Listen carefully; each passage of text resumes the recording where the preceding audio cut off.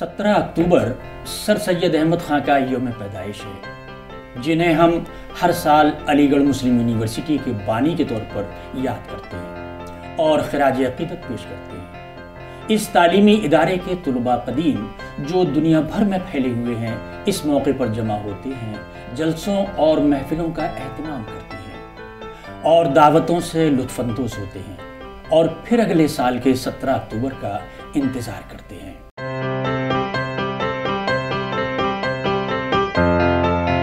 आदाब नाजरीन, मैं हूं अब्दुल हई खान। पेश है हमारा हफ्ता रोज़ा प्रोग्राम बीच बहस में। आज का मौजू है सर सैयद डे कैसे मनाएं। अजीज़ नाजरीन, 17 अक्टूबर उस अजीम हस्ती का यौम पैदाइश है जिसने मुसलमानों को तालीम याफ्ता बनाने की मुहिम उस दौर में शुरू की थी जब हालात इंतहाई दुश्वार कुन थे। हर तरफ आज़ादी की जंग लड़ी जा रही थी, लेकिन इसी दरमियान सर सैयद अहमद ख़ान अपनी धुन में मशगूल थे और उन्होंने दुनिया को दिखा दिया कि तूफ़ान में तामीर की गई इमारत आम इमारतों से ज़्यादा मुस्तहकम और मजबूत होती है। और गुज़श्ता एक सदी से पहले उनकी कायम की गई इसी इमारत का नाम AMU यानी अलीगढ़ मुस्लिम यूनिवर्सिटी है।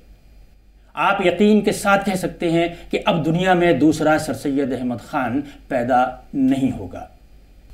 आप लोगों का बहुत बहुत हमारे स्टूडियो में खैर मकदम है। और डॉक्टर नुदरत, सबसे पहले मैं आपसे ये मालूम करना चाहूँगा कि सर सैयद डे, जैसा कि मैंने अभी जिक्र किया, सर सैयद डे क्या है और इसको क्यों मनाते हैं और कब मनाते हैं, ये ज़रा समय हमारे नाज़रीन को समझाइए।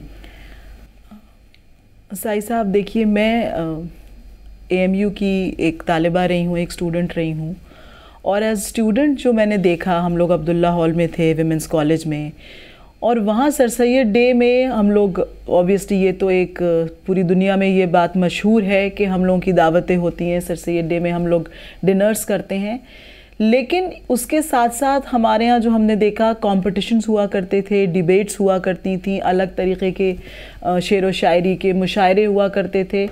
और मुझे एक वाक़या याद आ रहा है, जब मैं BA में हुआ करती थी, मैंने BA इकोनॉमिक्स ऑनर्स भी वहीं से किया है, तो मैंने एक डिबेट कंपटीशन में बहुत अच्छा एक प्राइज़ मैंने जीता था। तो उस वक्त की जो हमारी प्रोवोस्ट थी कैसर जहाँ आपा, उन्होंने मुझे स्पेशली इनवाइट किया था जबकि मैं NRSC थी, सर सैयद डे डिनर में, कि यूजुअली वो हॉस्टलर्स के नहीं होता है। तो ये एक एजाज़ का भी मसला, एक बहुत उसकी बात होती है कि आपको इनवाइट किया जाए। तो सर सैयद डे से जो मेरी मेमोरीज़ हैं वो बहुत ऑनर, रिस्पेक्ट, फ़न, इन सब चीज़ों की हैं कि हमने बड़े मज़े भी करे, खाने भी खाए, लेकिन उसके साथ ये एक ऑनर होता है, ये एक बहुत इज़्ज़त का मकाम होता है स्टूडेंट्स के लिए कि वो इस डिनर का हिस्सा होते हैं। और ये अलीगढ़ से जुड़े रहने के बाद, मतलब ख़त्म करने के बाद भी तालीम आपके लिए सर सैयद डे जो है और उसका डिनर और उसके जो फंक्शन है, जो उसका जो प्रोग्राम है, वो बहुत ज़्यादा इज़्ज़त का एक वो रहता है आपके दिमाग में इस बात को लेके। तो ये भी एक वहाँ का एक एस्पेक्ट है। डॉक्टर अज़मी, आप काफ़ी ज़माने तक, तकरीबन 10 साल आपने अपना बचपन भी और उसके बाद जो हायर एजुकेशन वहीं से हासिल की, अलीगढ़ मुस्लिम यूनिवर्सिटी से। आपने बहुत करीब से देखा और आप रहने वाले भी वहीं के हैं। अभी डॉक्टर नुदरत ने जो बताया, उन्होंने, जाहिर है ज़्यादातर लोग, जैसा मैं भी समझता हूँ और दूसरे लोग भी, जब हर साल ये आता है तो ज़्यादातर वही लोग शरीक होते हैं उन जलसे जुलूसों में जो लोग मुस्लिम यूनिवर्सिटी के स्टूडेंट रहे हैं, है ना। मैं आपसे ये समझना चाहता हूँ, क्या इसकी ज़रूरत आम आदमी तक भी पहुँचाने की है, या आम आदमी को, यानी वो हमारे समाज का है, वो यूनिवर्सिटी को समझना चाहता है, या यूनिवर्सिटी में जो कोर्सेज़ हैं वो उनको समझना चाहता है और बेदार होना चाहता है? बहुत बहुत शुक्रिया। सबसे पहले मैं बानी कौम सर सैयद अहमद ख़ान को खिराज अक़ीदत पेश करूँगा एक शेर के साथ। हज़ारों बरस नरगिस अपनी बेनूरी पर रोती है, बड़ी मुश्किल से होता है चमन में दीदावर पैदा। सर सैयद अहमद ख़ान जैसे शख्स बरसों में नहीं सदियों में पैदा होते हैं। जो उनका एक विज़न था, सिर्फ एक मुस्लिम कम्युनिटी के लिए ही नहीं, सिर्फ एक कौम के लिए नहीं, बल्कि पूरे देश के लिए, कि पूरे देश को कैसे आगे बढ़ाया जाए। उन्होंने Aligarh Muslim University Mohammedan Anglo Oriental College तामीर किया 1875 में। तो उनकी ये कोशिश थी कि मॉमडन तो है लेकिन इसके दरवाजे हर तलबा के लिए, चाहे वो किसी भी ज़ात से आता हो, चाहे वो किसी भी मज़हब से आता हो, चाहे वो किसी भी जोग्राफियाई हद से आता हो, उसके लिए उन्होंने दिल खोल के उसका इस्तकबाल किया और उसको बुलाया कि वो लोग यहाँ पर आएँ और मॉडर्न एजुकेशन और साइंसी एजुकेशन को हासिल करें कुरान की तालीम के साथ साथ।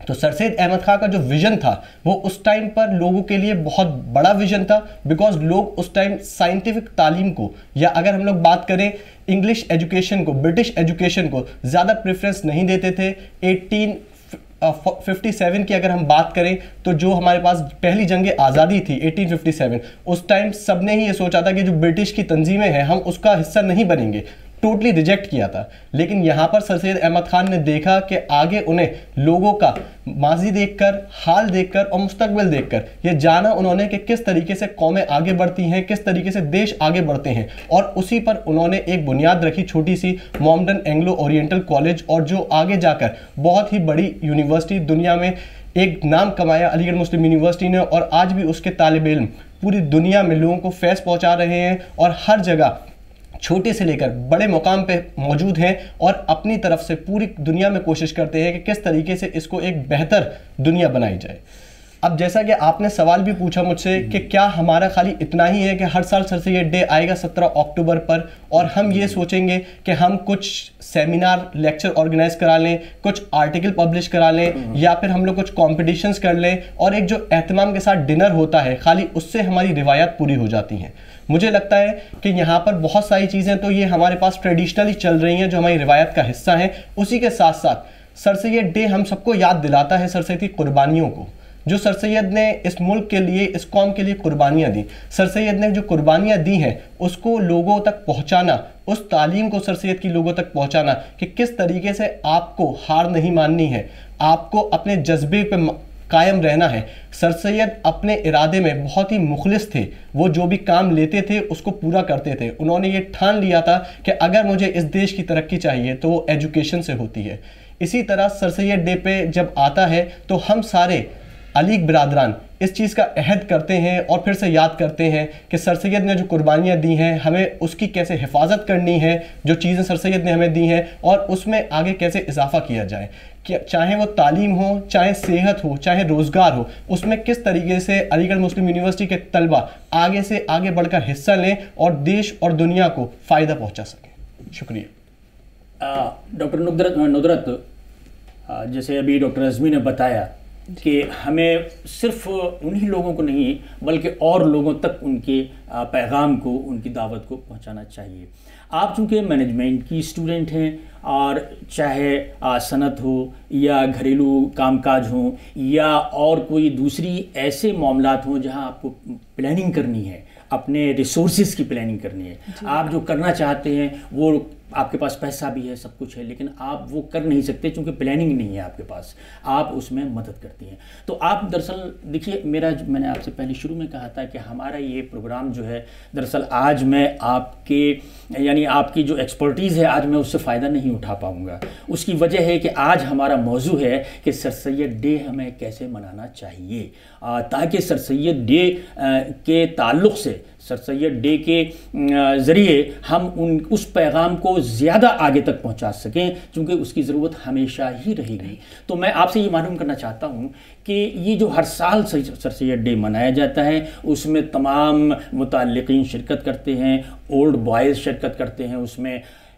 तो सवाल ये है ना कि हम चाहते हैं कि समाज के हर तबके तक, जहाँ तक सरकार, देखिए सरकार हर 100% तक कहीं नहीं पहुंच सकती, तो जो रह जाते हैं यानी आखिरी शख्स तक उनका पैगाम कैसे पहुंचे और उसकी प्लानिंग, देखिए ख़ास बात यह है जहां पर मैं आपको लाना चाहता था, उसकी ख़ास प्लानिंग कैसे करना चाहिए कि उन वसाइल को, जब वो कहीं फंक्शन करते हैं तो जाहिर है हॉल चाहिए होता है, जब वो कहीं फंक्शन करते हैं कुछ अहबाब को बुलाना होता है, जब वो कहीं फंक्शन करते हैं तो उनको खाने पीने का, इसका उसका एहतिमाम भी करना पड़ता है।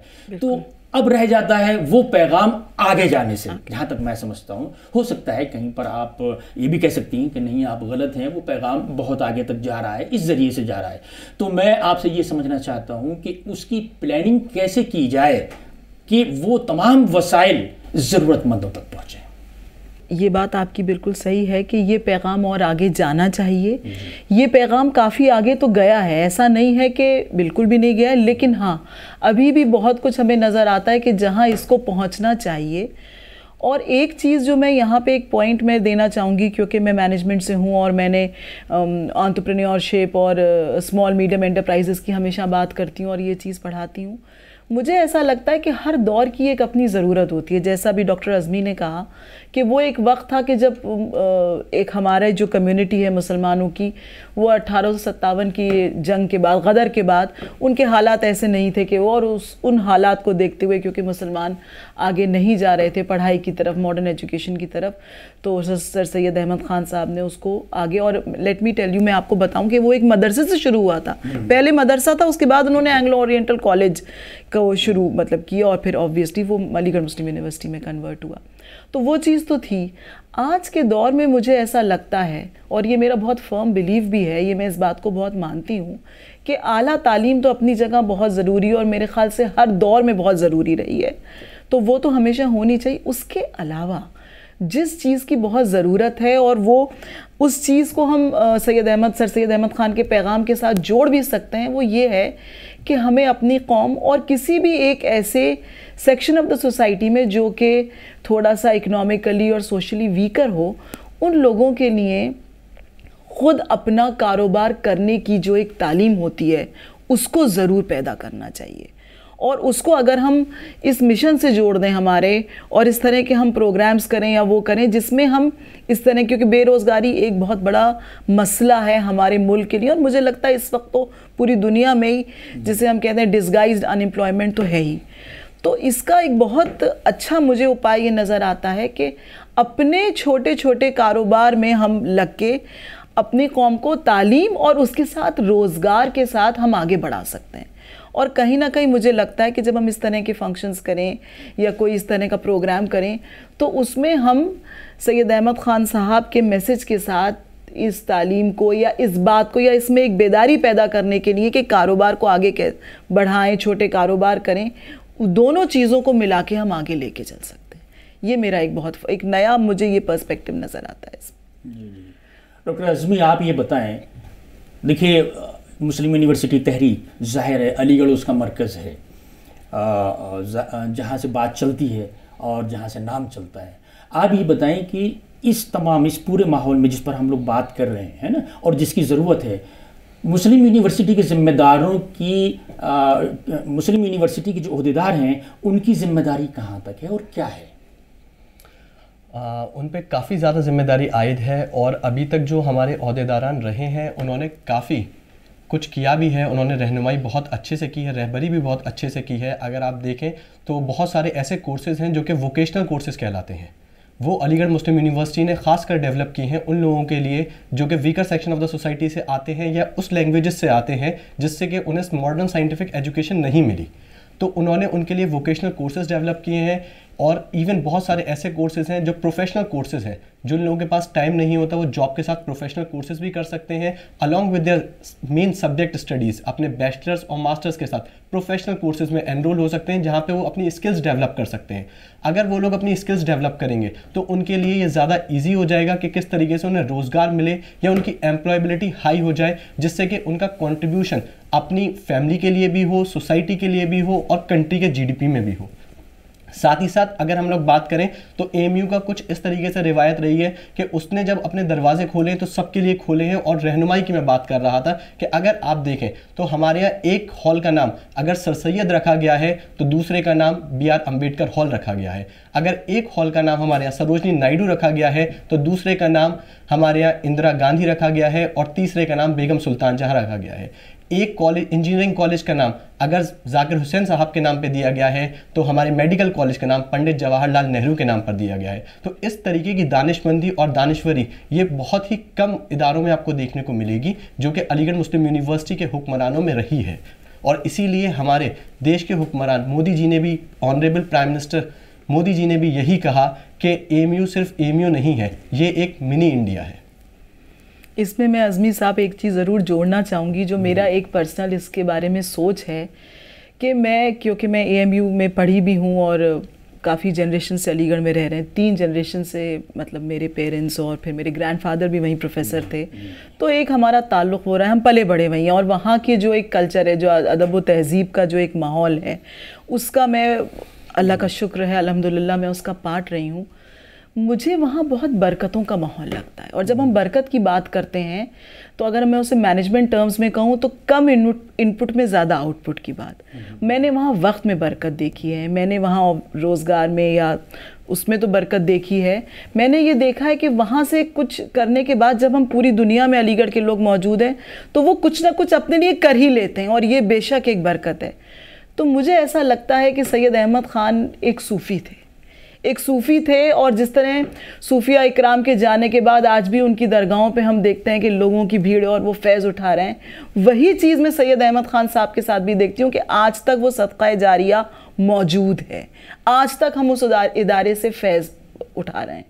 तो जब विलियम मोयर की किताब का जवाब दिया आपने, और उन्होंने प्रॉफिट ऑफ इस्लाम के बारे में, रसूलुल्लाह के बारे में कुछ बातें लिखी थी, जिसका जवाब सैयद अहमद ख़ान साहब ने दिया, तो वो अपने एक खतूत में अपने दोस्त को लिखते हैं कि मुझे लगता है कि अगर मैं विलियम मोयर की बात का जवाब दे पाया, और उन्होंने कुछ गुस्ताखी करी थी प्रॉफिट ऑफ इस्लाम के लिए, तो आपने जवाब दिया सैयद अहमद ख़ान ने, और कहने लगे कि अगर मैं इसका जवाब दे दूँ तो मुझे लगेगा कि मेरी मग़फ़िरत का रास्ता ये है। He was a devout Muslim, but that doesn't stop, उससे आप ये नहीं कह सकते कि वो सेकुलर नहीं थे। और यही खूबसूरती जो मैंने कहा कि मैं सूफ़ी मानती हूँ उन्हें, कि हर मज़हब व कौम मिलत के लोग आते हैं, वहाँ से फैज़ पहुँचाते हैं। वो आप ये कहना चाहती हैं कि अलीगढ़ मुस्लिम यूनिवर्सिटी और उसके बानियान या बानी सर सैयद अहमद ख़ान का ताल्लुक़ सिर्फ वो एक यानी माहिर तालीम या माहिर कानून तक ही नहीं था, बल्कि यानी मुल्क की और आवाम के और इंसानों की हर ज़रूरत का वसीला थे, ये शायद आप ये कहना चाहती हैं। बिल्कुल, खिदमत। अच्छा, लेकिन चूँकि अब बहुत ज़्यादा स्पेशलाइजेशन हो गया है हर चीज़ में, वो आप लोगों के सामने बहुत ज़्यादा है, क्योंकि आप लोग दर्स व तदरीस से वाबस्ता हैं, कि क्योंकि आज पहले पूरे जिस्म का इलाज एक डॉक्टर या हकीम किया करता था, आज जिस्म के हर हिस्से का इलाज के लिए अलग डॉक्टर है। तो मैं यहाँ आपसे ये मालूम करना चाहूँगा, कुछ हमारे डॉक्टर अज़मी साहब ने बताया, कुछ मैं आपसे भी उस सिलसिले में एडिशन कराना चाहूँगा कि जो तबका इससे महरूम है, मेरी देखिए आज का हमारा टारगेट जो है वो सर सैयद अहमद ख़ान की तहरीक जो है वो यही है कि वो हर तबके तक यानी महरूम तबके तक पहुँचे, और अगर नहीं पहुँची है तो वो कैसे पहुँचाई जाए, और हर साल जो ये प्रोग्राम इतने बड़े बड़े होते हैं उनको कैसे उनके लिए मुफीद बनाया जाए। ज़रा सा आप भी रोशनी डालिए प्लीज़ इस पर। जी, मैं इसमें मुझे ये लगता है कि एक जो बहुत बेसिक बात है, और वो मुझे लगता है कि अगर हम सब में अपना अपना रोल हम अदा करने लगें, वो खिदमत खल्क़ की बात है जो सैयद अहमद ख़ान साहब ने शुरू करी थी। सर सैयद ने एक तरह से कौम की, कम्युनिटी की खिदमत और उसी में मुल्क की खिदमत की बात हुई, तो वो पूरी तभी होगी जब, जैसा कि आपने कहा, कि उस तबके तक ये बात पहुँचे कि जिसमें अभी बेदारी पैदा नहीं हुई है या अभी कहीं कोई कमी रह गई है। और उसके लिए मुझे लगता है कि हमें बहुत बेसिक लेवल पे, हमारे छोटे स्कूल्स हो गए या हमारे मोहल्ले हो गए जहाँ पे इस तरह से यहाँ बात करने वाला कोई नहीं है, वहाँ पे हमें इस तरह की बातें और सैयद अहमद ख़ान साहब का पैगाम वहाँ तक पहुँचाना चाहिए। हमें इस तरह के प्रोग्राम्स मुझे लगता है ज़्यादा करने चाहिए, ताकि उन लोगों के अंदर वो बेदारी पैदा हो कि तालीम या फिर किसी तरह की कारोबार या आगे बढ़ने के जो रास्ते हैं, प्रोग्रेसिव जिसे हम कहते हैं, वो थॉट्स उन तक पहुंचने चाहिए। और उसके लिए मुझे लगता है यूनिवर्सिटी से भी और हमारे जैसे लोग जो कि एलुमनाई हैं या जिनका ताल्लुक़ रहा है, उन्हें अपना अपना एक फ़र्ज़ अदा करना चाहिए। जहाँ पे भी हैं वहाँ पे वही वाली बात के जो टारगेट है जिसको हम नहीं रीच आउट कर पाए, उस तक पहुँचने की हम बात करें। मेरे कहने का मकसद बिल्कुल बिल्कुल बिल्कुल। डॉक्टर अज़मी, इस सिलसिले में आप थोड़ा सा ये बताएं, और बड़ी खुशी है और मैं ये ख़ासियत अपने नाज़रीन तक भी पहुंचाना चाहता हूं कि हमारे स्टूडियो में और ख़ास तौर से सर सैयद अहमद यानी तालीम से मुताल्लिक़ हमारे दो यंग प्रोफेसर हमारे सामने मौजूद हैं, और जो दोनों जामिया हमदर्द के टीचर हैं, वहाँ दर्स व तदरीस में मसरूफ़ हैं। आप लोग चूँकि नई जनरेशन से हैं, तो आज की जो नई जनरेशन जो आप लोगों की आपके उम्र की बात आएगी 2-4-5 साल, क्योंकि वो लोग पढ़ रहे होंगे अभी, है ना, और जो लोग आपको पढ़ा रहे हैं वो आप लोगों से पहले के हैं।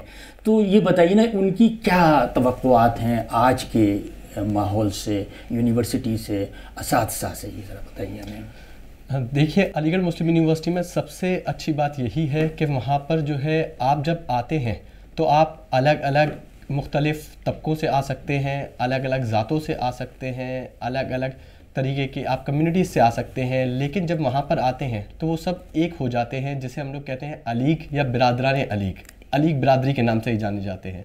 तो उनके अंदर जो एक यूनिटी इन डाइवर्सिटी पैदा हो जाती है, वो एक बहुत ही डिफरेंस है। और वहाँ के जो असातिज़ा भी हैं वो हर स्टूडेंट को अपने बच्चों की तरह ही समझते हैं, बिकॉज आप देखेंगे अलीगढ़ मुस्लिम यूनिवर्सिटी में केरला से लेकर कश्मीर तक के बच्चे आते हैं, तो अलग अलग रीजन से बच्चे आते हैं, अलग अलग कल्चर्स लेके आते हैं, अलग लैंग्वेजेस लेके आते हैं, लेकिन वहाँ पर उनको ग्रूम करने के लिए, उनकी मेंटरिंग करने के लिए वहाँ पे असातिज़ा मौजूद हैं जो उनकी छोटी से छोटी चीज़ों का ख्याल रखते हैं, चाहे वो वार्डन बन के रखें, चाहे प्रोवोस्ट बन के रखें, चाहे वो फैकल्टी मेंबर्स बन के रखें डिपार्टमेंट के अंदर, या फिर DSW बन के रखें।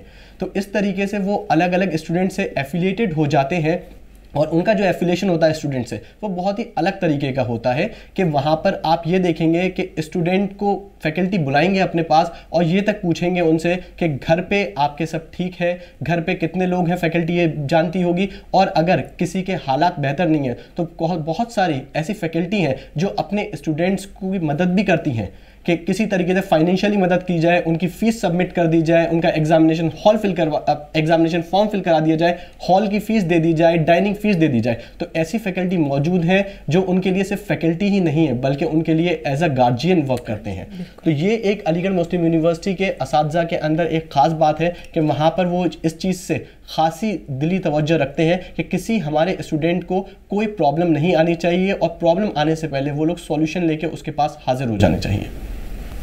डॉक्टर नुदरत, प्रोग्राम का मैं समझता हूँ ये आखिरी सवाल है। सवाल क्या होता है, हम आपकी राय मालूम कर रहे हैं उस इशू पर।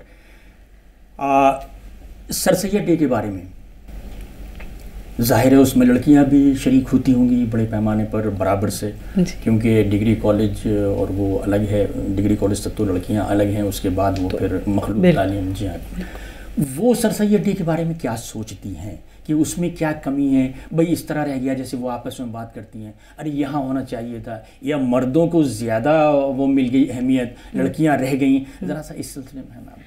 हम तो स्टूडेंट थे और क्योंकि पेरेंट्स वहीं थे, हमारे वालिदैन वहीं यूनिवर्सिटी में ही प्रोफेसर थे मेरे अब्बा, तो हम तो NRSC थे। तो क्या होता था कि यूनिवर्सिटी दुल्हन की तरह सजाई जाती थी, और क्योंकि हम वहीं रहते थे तो हम तो अक्सर ये होता था कि सर सैयद डे के दिन शाम में गए और फैकल्टी ऑफ आर्ट्स की खूबसूरती, वहाँ ये पूरा कैनेडी हॉल सजा हुआ है।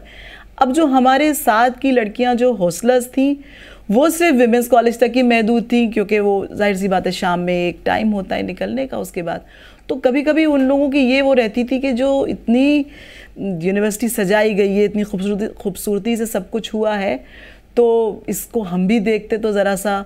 तो अब मैं समझती हूँ अब हमारे यहाँ ये चीज़ शुरू हुई है कि लड़कियों को भी टूर कराया जाता है और बहुत सारे कॉम्पिटिशन्स में वो हिस्सा भी लेती हैं, लेकिन ये सिर्फ BA तक है। MA मास्टर्स में तो सब लोग साथ ही में होते हैं, और कैनेडी हॉल में, वहाँ के ड्रामा क्लब में, GEC जनरल एजुकेशन सेंटर में बहुत तरह के कॉम्पिटिशन्स वगैरह होते हैं, नुक्कड़ नाटक होते हैं और सोशल इश्यूज़ पे होते हैं जो बहुत इंपॉर्टेंट है। सर सैयद अहमद ख़ान का पैगाम भी उसी पे था, तो उसकी भी बहुत बातें होती हैं। लेकिन ये मेरे लिए बहुत खुशकिस्मती की बात है कि मैं सिर्फ एक स्टूडेंट, एक तलबा थी, और इतनी बड़ी शख्सियत पे मुझसे पूछा जा रहा है तो मेरी समझ में नहीं आ रहा मैं क्या क्या कहूँ। लेकिन मैं ज़रूर एक बात कहूँगी, मैं क्लास 8 में थी 94 में, जब मैंने एक स्पीच कॉम्पिटिशन में हिस्सा लिया था, सर सैयद अहमद ख़ान साहब पे ही थी। तो मेरे वालिद ने मुझे एक शेर याद कराया था जो अल्लामा इकबाल ने सर सैयद अहमद ख़ान साहब के लिए कहा। वो शेर मुझे आज भी याद है, और उसी शेर की लाइट में, in the light of those versus, मुझे लगा कि ये किसी सूफ़ी का वो है कि अल्लामा इकबाल साहब ने कहा था कि सर सैयद अहमद ख़ान साहब के लिए कि आया हमारे देश में एक खुशनुमा फ़कीर, आया और अपनी धुन में गज़ल खां गुज़र गया, सुनसान राहें खल्क से आबाद हो गईं, वीरान में कदों का नसीबा संवर गया। तो वो सुनसान राहें आज भी खल्क से आबाद है। बहुत अल्लाह का शुक्र है कि ये बरकतों का माहौल है। मुझे लगता है ये हमेशा कायम रहेगा और इन बरकतों को हमें आगे लेके जाना चाहिए। ये हमारा काम। डॉक्टर अज़मी,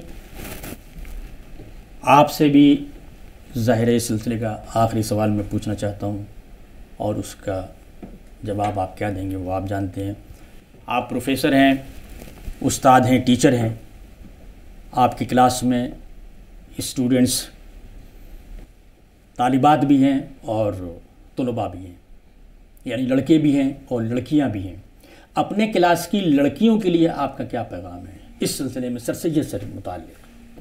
सर सैयद ने कभी भी लड़के और लड़कियों में फ़र्क नहीं किया। जब उन्होंने यूनिवर्सिटी खोली तो उन्होंने सबके लिए आम करी, चाहे वो लड़का हो चाहे वो लड़की हो, सबके लिए आम तौर पर ओपन की गई यूनिवर्सिटी।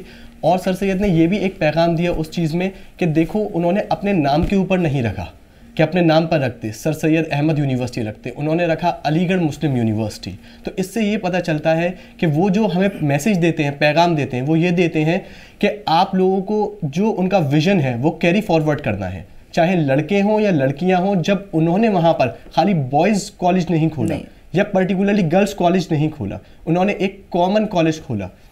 तो उससे ये पता चल जाता है कि सर सैयद ये चाहते थे कि देश की तरक्की में और कौम की तरक्की में लड़के और लड़कियां हमरा चलें, एक साथ चलें। और यही मैं आज की लड़कियों के लिए भी यही पैगाम है मेरा कि आप अगर देखें तो लड़कियां कहां से कहां पहुंच गई हैं। चाहे वो सुनीता विलियम्स लीजिए या इंडिया से आप इंदिरा नूई का एग्जाम्पल ले लीजिए। आज कल सारी टॉप पोजीशंस पर वुमेन आपको लीडर्स मिल जाएंगे। और इवन आप यूएस का अभी एग्जाम्पल देख सकते हैं, कमाला हैरिस जो कि प्रेसिडेंशियल कैंडिडेट हैं। तो अब कहीं पर ऐसा नहीं बचा है कि लड़कियों की कहीं पर पीछे रहे, लड़कियां सबसे आगे हैं। और यही मैं अपने स्टूडेंट से भी कहना चाहूँगा कि आप लोग आगे बढ़िए, बिकॉज लड़कियों के पास अब रिसोर्सेज हैं और वो लोग आगे बढ़ सकती हैं। और अगर आप रिजल्ट्स देखेंगे आजकल तो लड़कियां काफ़ी ज़्यादा रिजल्ट्स में भी आगे बढ़ रही हैं लड़कों से। और 10th और 12th के रिजल्ट में लड़कियां काफ़ी ज़्यादा अच्छाई रहती हैं।